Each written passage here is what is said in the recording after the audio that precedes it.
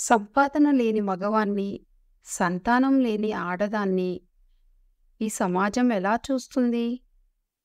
మనసు బాగోలేనప్పుడు ఆలోచనలు చెయ్యకండి.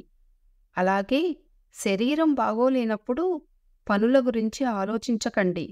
ఆ సమయాల్లో గోరంతలు కొండంతలుగా కనిపిస్తాయి. అర్థమైంది కదా? నీ యొక్క సంతోషాన్ని నీకు దగ్గరగా ఉన్న ప్రతి ఒక్కరూ కూడా చూడగలరు. కానీ నీ బాధను మాత్రం నీ మనసుకు దగ్గరైన వారు మాత్రమే చూడగలరు. అన్నీ గమనిస్తూనే ఉండాలి. కానీ ఏమీ తెలియనట్టే ఉండాలి. అవసరం వచ్చినప్పుడు మాత్రం ఖచ్చితంగా స్పందించాలి. కళ్ళు నెత్తికెక్కినప్పుడు పాము తన గుడ్లను తానే పొడుచుకుని తిన్నట్లు డబ్బు గర్వం తలకెక్కిన మనిషి తన వాళ్లను తానే దూరం చేసుకుంటాడు. రాత్రి వీధిలో వెలుగు ఉన్నంతవరకి జనాలు తిరుగుతూ ఉంటారు. అలాగే ఇంట్లో బాధ్యత గల మనిషి ఉంటేనే ఎదురు తిరగటం మానేస్తారు. అర్థమైంది కదా? నలుగురికి నచ్చే నువ్వు మరో నలుగురికి నచ్చాలని ఏమీ లేదు. 10 మంది మెచ్చుకునే నిన్ను మరో 10 మంది తిట్టుకోవచ్చు. ఎందుకంటే నీ వ్యక్తిత్వం నీది, ఎదుటివారి ఆలోచన నీది కాదు. అందుకే ఎప్పుడూ ఒకరి మెప్పు కోసమో లేదా గొప్ప కోసమో కాదు, నీ కోసం నువ్వు నిజమైన వ్యక్తిత్వంతో జీవించాలి. ఆకాశం వంక చూస్తే జాబిల్లి కదులుతూ కనిపిస్తుంది.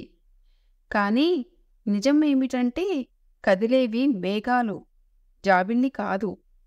అలాగే జీవితంలో కొందరు మనతో మంచిగా ఉంటారు. కానీ నిజం ఏమిటంటే మన ముందు నటిస్తారు అంతే. మనుషులకు దగ్గరగా ఉండి దూరం చేస్తున్నారు అని బాధపడే కంటే దూరంగా ఉండి మన విలువను కాపాడుకోవటమే ఉత్తమం. కాదంటారా? ఒక రాయిని కుక్కపైకి విసిరితే అది పారిపోతుంది. అదే రాయిని తేనెతెట్టిపై విసిరితే మనం పారిపోవాలి. కుక్క కన్నా తేనెటీగల చిన్నవైనా వాటి ఐకమత్య బలం చాలా పెద్దది.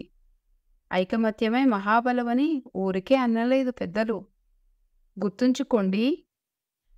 ఇన్ని మంచి మాటల్లో మీకు ఏది బాగా నచ్చిందో కింద కామెంట్ చేయండి. అలాగే ఈ వీడియో మీకు నచ్చినట్లయితే వీడియోని లైక్ చేసి మీ ఫ్రెండ్స్ అండ్ రిలేటివ్స్కి షేర్ చేయండి.